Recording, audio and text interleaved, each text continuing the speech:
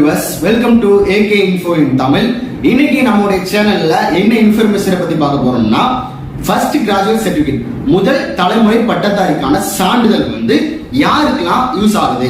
Plus 2 முடிச்சு இப்போ result வந்துருச்சு. அடுத்தடுத்து எல்லாரும் வந்து காலேஜ்ல அட்மிஷன் போட்டுட்டு இருக்காங்க. சைடுல பாத்தீங்கன்னா ஃபர்ஸ்ட் கிராஜுவேட் சர்டிபிகேட் வந்து அப்ளை பண்றாங்க. இப்போ இது அப்ளை பண்ணும்போது பாத்தீங்கன்னா இதனால யூசேஜ் என்னன்னு சொல்லிட்டு நிறைய பேர் கேட்கறாங்க. அதாவது பிஇ படிக்கக்கூடிய ஸ்டூடெண்ட்ஸ் வந்து கவுன்சிலிங் போறாங்க, அவங்களுக்கு ஹெல்ப்ஃபுல்லா இருக்கும், ஃபீஸ் வந்து கம்மி பண்றாங்க. சரிங்களா? சோ இப்போ ஆர்ட்ஸ் அண்ட் சயின்ஸ் படிக்கிறவங்க வந்து என்ன பண்ணணும், சோ பிளஸ் 2 முடிச்சு வேற டிபார்ட்மெண்ட் போறவங்க வந்து இது எடுக்கலாமா அப்படின்னு சொல்லிட்டு ஏகப்பட்ட கொஸ்டின் கேட்கறாங்க. இப்போ ஃபர்ஸ்ட் கிராஜுவேட் சர்டிபிகேட்னா என்ன, யாரெல்லாம் விண்ணப்பிக்கணும், அதோட யூசேஜ் என்ன, எப்படி அப்ளை பண்றது, அதை பத்தி தான் நம்ம பார்க்க போறோம். அதுக்கு முன்னாடி நம்ம சேனல் நீங்க புதுசா இருந்தாலும் அல்லது நம்ம சேனலை சப்ஸ்கிரைப் பண்ணாலும் மறக்காம சப்ஸ்கிரைப் பண்ணுங்க. இப்போ ஃபர்ஸ்ட் கிராஜுவேட் சர்டிபிகேட்னா என்னன்னு பாத்தீங்கன்னா முதல் தலைமுறை பட்டதாரி. அதிலே சொல்லிட்டாங்க முதல் தலைமுறை பட்டதாரினா உங்க குடும்பத்துல உங்களுடைய ஃபாதர் குடும்பத்துல இருக்கட்டும், அதாவது ஃபாதரோட ஃபேமிலியா இருக்கட்டும் அல்லது மதரோடைய வாப்பா அம்மாவுடைய ஃபேமிலியில குடும்பத்துல வந்து யாருமே டிகிரி கோர்சஸ் படிச்சிருக்க கூடாது. அதாவது பிஎஸ்சியோ அல்லது வந்து பிஇஓ இந்த மாதிரி எந்த ஒரு ப்ரொஃபஷனல் கோர்ஸ் சொல்லுவாங்கல்ல அது எதுவுமே படிச்சிருக்க கூடாது. அப்படி படிக்காம இருந்தா மட்டும்தான் நீங்க படிக்க போறீங்க அப்படின்னா மட்டும்தான் முதல் தலைமுறை பட்டதாரி ஆகும். இப்போ உதாரணத்துக்கு என்னோட அண்ணனோ அல்லது என்னுடைய அக்காவோ அல்லது என்னுடைய அம்மாவோ என்னுடைய அப்பாவோ யாராவது டிகிரி கோர்சஸ் பிஎஸ்சியா இருக்கட்டும் அல்லது வந்து பிஇஆ இருக்கட்டும் இந்த மாதிரி படிச்சிட்டாங்கன்னா அவங்க தான் ஃபர்ஸ்ட் கிராஜுவேட். இன்னொன்னு கேட்கலாம், ஃபர்ஸ்ட் கிராஜுவேட் சர்டிபிகேட் அவங்க எடுக்கலையே, அப்ப அவங்க ஃபர்ஸ்ட் கிராஜுவேட்டா கேட்டனா ஃபேமிலில ஃபர்ஸ்ட் கிராஜுவேட் அவங்க தான். சரிங்களா? அந்த சர்டிபிகேட் எடுத்தாலும் எடுக்காட்டாலும் உங்களுடைய அக்காவோ அண்ணனோ வாப்பாவோ இல்ல வாப்போடைய வாப்பாவோ யாரு ஃபர்ஸ்ட் டிகிரி படிச்சாங்களோ அவங்க தான் வீட்டுல வந்து ஃபர்ஸ்ட் பட்டதாரி. சரிங்களா? முதல் தலைமுறை பட்டதாரி. நீங்க வந்து ரெண்டாவதா வருவீங்க. அதனால நீங்க வெரிஃபை பண்ணும் போதே எப்படி கேட்பாங்கன்னா உங்களுடைய வாப்பாவுடைய வாப்பாவா இருக்கட்டும், உம்மாவுடைய அம்மாவா இருக்கட்டும், இந்த ஃபேமிலியுமே யாரும் படிச்சிருக்க கூடாது, உங்க அண்ணனோ தம்பியோ படிச்சிருக்க கூடாது. சரிங்களா? சோ ஃபர்ஸ்ட் கிராஜுவேட்டை பொறுத்த வரைக்கும் உங்க குடும்பத்துல நீங்களா இருந்தா மட்டும்தான் அப்ளை பண்ண முடியும். இது ஒண்ணு.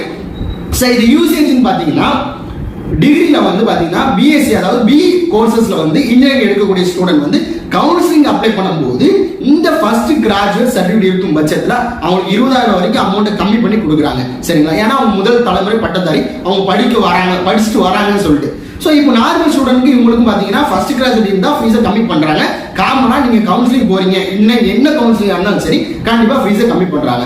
இப்போ நார்மலாக ஆர்ட்ஸ் அண்ட் சயின்ஸ் படிக்கக்கூடியவங்க பிஎஸ்சியா இருக்கட்டும் பிஏ இருக்கட்டும் இந்த மாதிரி படிக்கக்கூடியவங்க வந்து இந்த கவுன்சிலிங் உதவுமா, இந்த சர்டிஃபிகேட் நாங்கள் எடுக்கணுமா, இது எப்படி உதவும் அப்படின்னு சொல்லி தான் பார்க்க போகிறோம். முக்கியமாக ஆர்ட்ஸ் அண்ட் சயின்ஸ் காலேஜ். ஏன்னா எல்லாத்துக்குமே தெரிஞ்ச ஒரு விஷயம் என்னன்னா இன்ஜினியரிங் பிஇ ஸ்டூடெண்ட் வந்து கவுன்சிலிங் போனா ஃபர்ஸ்ட் கிராஜுவேட் சர்டிஃபிகேட் இருக்கும் பட்சத்துல அவங்களுக்கு வந்து ஃபீஸை வந்து கம்மி பண்றாங்க. சோ ஆர்ட்ஸ் அண்ட் சயின்ஸ் கம்மி பண்ணணுமே அப்படின்னு சொல்லி கேட்டீங்கன்னா நானுமே வந்து என்னது ஆர்ட்ஸ் அண்ட் சயின்ஸ்ல பிஎஸ்சி தான் படிக்க போறேன். எனக்கும் வந்து பாத்தீங்கன்னா ஃபர்ஸ்ட் கிராஜுவேட் தான். அப்போ எனக்கு என்ன வழி அப்படின்னு கேட்டீங்கன்னா உங்களுக்கு நிறைய வழிகள் இருக்கு. அந்த வழியை நான் ஸ்டெப் பை ஸ்டெப்பா சொல்றேன். ஃபர்ஸ்ட் பாத்தீங்கன்னா பிளஸ் 2 முடிச்சிட்டாலே நீங்க என்ன பண்ணுங்கன்னா ஃபர்ஸ்ட் கிராஜுவேட் சர்டிஃபிகேட் அப்ளை பண்ணிருங்க.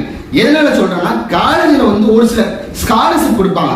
மத்திய அரசாங்கத்திலிருந்து கொடுக்கக்கூடிய ஸ்காலர்ஷிப்பா இருக்கட்டும், மாநில அரசாங்கத்திலிருந்து கொடுக்கக்கூடிய ஸ்காலர்ஷிப்பா இருக்கட்டும், ஒரு சில குறிப்பிட்ட ஸ்காலர்ஷிப் வந்து ஃபர்ஸ்ட் கிராஜுவேட்டா இருந்தா என்ன பண்ணுவாங்கன்னா அவங்களுக்கு முன்னுரிமை கொடுப்பாங்க. மெட்ராஸ் யூனிவர்சிட்டி கீழே இருக்கக்கூடிய ஆட்டோனமஸ் காலேஜ்ல பாத்தீங்கன்னா ஒரு இலவச ஸ்கீம் இருக்கு. என்ன ஸ்கீம் பாத்தீங்கன்னா மெட்ராஸ் யூனிவர்சிட்டியில இருக்கக்கூடிய ஃப்ரீ எஜுகேஷன் ஸ்கீம் சொல்லுவாங்க. இந்த ஸ்கீம்ல பாத்தீங்கன்னா நிறைய கேட்டகரியில வராங்க. இதுல ஒன் ஆஃப் த கேட்டகரி என்னன்னு பாத்தீங்கன்னா ஃபர்ஸ்ட் கிராஜுவேட்டா இருந்தீங்கன்னா உங்களுக்கு வந்து என்ன பண்றாங்கன்னா ஃபீஸை வந்து கம்மி பண்ணி ஃப்ரீ ஸ்கீம்ல கொடுக்குறாங்க. அதே மாதிரி ஆர்ட்ஸ் அண்ட் சயின்ஸ்ல எடுத்துக்கிட்டீங்கன்னா நீங்க ஸ்காலர்ஷிப் அப்ளை பண்ணும்போது ஒரு சில ஸ்காலர்ஷிப்ல பாத்தீங்கன்னா ஃபர்ஸ்ட் கிராஜுவேட் வந்து என்ன பண்றாங்கன்னா அமௌண்ட் கொடுக்குறாங்க. அப்போ நீங்க பிளஸ் 2 முடிச்சிட்டீங்க, நீங்க டிகிரி ப்ரொஃபஷனல் கோர்ஸ் நீங்க பண்ண போறீங்கன்னா கண்டிப்பா என்ன பண்ணுங்கன்னா ஃபர்ஸ்ட் கிராஜுவேட் அப்ளை பண்ணி வச்சிருங்க. அது உங்களுக்கு யூஸ் ஆகும் செய்யலாம், ஒரு சில நேரங்களில் யூஸ் பண்ணாமலே இருக்கலாம். சரிங்களா? ஆனா என்ன பண்ணிருங்கன்னா ஃபர்ஸ்ட் கிராஜுவேட் சர்டிஃபிகேட் வந்து நீங்க அப்ளை பண்ணி வச்சுக்கோங்க. இதை அப்ளை பண்ற வீடியோ வந்து நான் கடைசியில வந்து என்ன பண்றேன்னா டிஸ்கிரிப்ஷன்ல வந்து நான் லிங்க் கொடுக்குறேன். அது கடைசியா எப்படி அப்ளை பண்றேன்னு நான் சொல்றேன், ஷார்ட் அண்ட் ஸ்வீட்டா சொல்றேன். லிங்க் வந்து நான் டிஸ்கிரிப்ஷன்ல கொடுக்குறேன். ஆல்ரெடி நம்ம போட்டுருக்கோம் அது எப்படி அப்ளை பண்றதுன்னு சொல்லிட்டு. சரிங்களா? இப்போ வந்து ஃபர்ஸ்ட் கிராஜுவேட் சர்டிஃபிகேட் நம்ம என்ன தெரிஞ்சிருச்சு, ஆர்ட்ஸ் அண்ட் சயின்ஸ்க்கு கண்டிப்பா யூஸ் ஆகும். சரிங்களா? அது எப்படி யூஸ் ஆகும்னா ஸ்காலர்ஷிப் மூலமா ஃப்ரீ ஸ்கீம் மூலமா யூஸ் ஆகும். அப்படி இல்லை இப்போ வந்து நான் வந்து பேராமெடிக்கல் கோர்ஸ் எடுக்கணும்னா உங்க ஒரு சில கவுன்சிலிங்ல வந்து அது கேட்கறாங்க. அப்படி கேட்கும் பட்சத்தில் அது உங்களுக்கு யூஸ் ஆகும். சரிங்களா? இப்போ இதுல கூடுதலா என்ன கேட்கறாங்கன்னா அப்ளை பண்ணும்போது இந்த அப்ளை பண்றது ஹவு டு அப்ளை நான் வீடியோ போட்டுருக்கேன். அந்த வீடியோல பாத்தீங்கன்னா நிறைய பேர் ஒரு சந்தேகம் ரிப்பீட்டடா கேட்கறாங்க. எங்களோட பேரண்ட் படிக்கல, எங்களோட பேரண்ட் இல்ல அப்படின்னா என்ன பண்ணணும் அப்படின்னு சொல்லி கேட்கறாங்க. ஒரு பண்ண, அதாவது பேரண்ட் இல்ல, அப்படி உங்க பேரண்ட் படிக்கலன்னா செல்ஃப் டிக்ளரேஷன் ஃபார்ம் சொல்லி சொல்லுவாங்க சரிங்களா. அந்த ஃபார்ம் நீங்க வந்து அப்ளை பண்ணக்கூடிய சென்டர்ல கேட்டாலே தருவாங்க.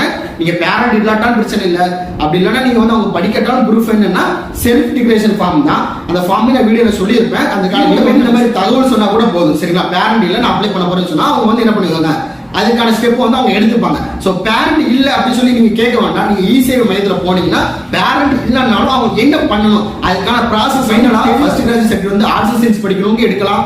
பிஎஸ்சில வந்து என்ன குரூப் எடுக்கணும் லைக் பண்ணிக்கோங்க, உங்க ஃப்ரெண்ட்ஸுக்கு மறக்காம ஷேர் பண்ணுங்க. நம்ம சேனலை இதுவரைக்கும் நீங்க சப்ஸ்கிரைப் பண்ணா மறக்காம சப்ஸ்கிரைப் பண்ணிக்கோங்க. தேங்க்ஸ் ஃபார் வாட்சிங்.